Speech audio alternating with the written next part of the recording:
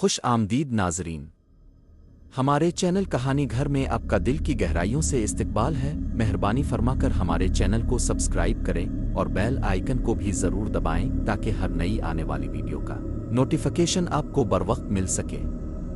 شکریہ۔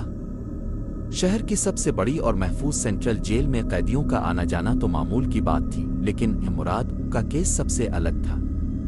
مراد ایک ایسا قیدی تھا جس پر دھوکہ دہی اور چوری کے درجنوں مقدمات تھے، مگر اس کی خاص بات اس کا تیز دماغ تھا۔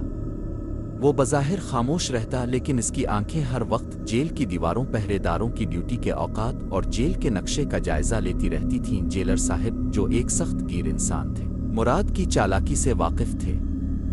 انہوں نے سپاہیوں کو سخت ہدایت کر رکھی تھی کہ مراد پر 24 گھنٹے نظر رکھی جائے، کیونکہ وہ پہلے بھی 2 چھوٹی جیلوں سے فرار ہونے کی ناکام کوشش کر چکا تھا۔ مگر مراد کے چہرے پر ہمیشہ رہنے والی ایک پراسرار مسکراہٹ جیلر کو پریشان کر دیتی تھی۔ ایک شام جب تمام قیدی بیرکوں میں بند ہو رہے تھے، مراد نے جان بوجھ کر ایک سپاہی سے جھگڑا شروع کر دیا۔ اس ہنگامے کے دوران اس نے بڑی صفائی سے سپاہی کی بیلٹ سے لٹکی ہوئی چابیوں کے گچھے کا عکس ایک صابن کی ٹکیا پر اتار لیا، جو اس نے پہلے سے اپنی آستین میں چھپا رکھی تھی۔ اگلے چند دن مراد نے بہت سکون سے گزارے۔ وہ جیل کے کچن میں کام کرنے والے ایک بوڑھے قیدی بابا بخشو کے قریب ہو گیا، جو کئی سالوں سے وہاں سزا کاٹ رہا تھا اور اسے جیل کے ہر کونے کا علم تھا۔ مراد نے بابا بخشو کو اپنے اعتماد میں لیا اور اسے ایک بڑے منصوبے کا حصہ بنانے کا لالچ دیا۔ اس کا منصوبہ صرف فرار ہونا نہیں تھا، بلکہ وہ کچھ ایسا کرنے والا تھا جس کی کسی کو توقع نہ تھی۔ رات نے جیل کے پچھلے حصے میں موجود ایک پرانی گٹر لائن کا پتہ لگا لیا تھا، جو براہ راست شہر کے نالے میں کھلتی تھی، مگر وہاں تک پہنچنے کے لیے اسے 3 بڑے آہنی دروازوں کو پار کرنا تھا، جن پر ہر وقت پہرا ہوتا تھا۔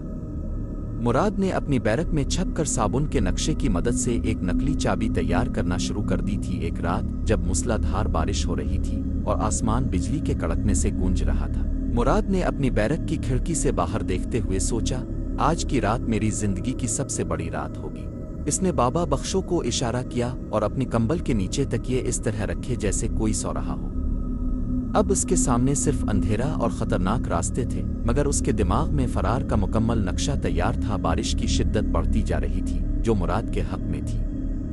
مراد نے اندھیرے کا فائدہ اٹھاتے ہوئے بابا بخشو کی دی ہوئی معلومات کے مطابق پہلے 2 دروازے اپنی تیار کردہ نقلی چابی سے کھول لیے، لیکن اصلی امتحان آخری آہنی دروازہ تھا، جہاں 2 سنتری گارڈز ہر وقت تعینات رہتے تھے۔ مراد نے اپنی جیب سے ایک چھوٹی سی گیند نکالی، جسے اس نے کچن سے چرائے گئے بارود اور پٹاخوں سے بنایا تھا۔ اس نے وہ گیند دوسری سمت میں پھینکی، جس کے پھٹنے سے زوردار دھماکہ ہوا۔ گارڈ سمجھے کہ شاید آسمانی بجلی گری ہے یا کوئی حادثہ ہوا ہے، وہ فوراً آواز کی سمت بھاگے۔ اسی چند سیکنڈ کے وقفے میں مراد نے آخری دروازہ پار کر لیا۔ اگلی صبح جب جیل میں گنتی ہوئی تو مراد غائب تھا۔ جیلر کے پیروں تلے سے زمین نکل گئی جب اس نے دیکھا کہ مراد کی بیرک میں تکیے رکھے ہوئے تھے۔ پوری فورس کو الرٹ کر دیا گیا اور شہر بھر میں ناکہ بندی کر دی گئی۔ جیلر نے غصے میں مراد کی تلاشی لینے کا حکم دیا تو اسے مراد کے بستر کے نیچے سے ایک خط ملا۔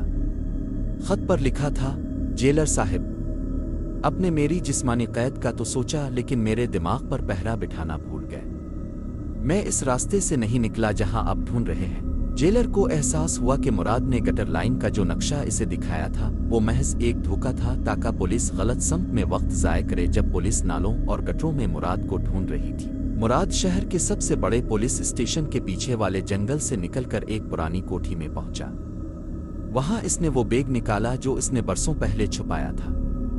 اس بیگ میں نہ تو سونا تھا اور نہ ہی پیسے، بلکہ اس میں ان سیاستدانوں اور افسروں کے خلاف ثبوت تھے جنہوں نے اسے جھوٹے کیس میں پھنسایا تھا۔ مراد نے وہ تمام ثبوت میڈیا کو ای میل کر دیے۔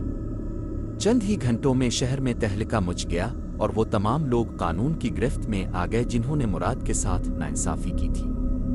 مراد نے ثابت کر دیا کہ چالاکی اگر حق کے لیے استعمال کی جائے تو وہ سب سے بڑی طاقت بن جاتی ہے۔ وہ اب ایک قیدی نہیں بلکہ آزاد تھا۔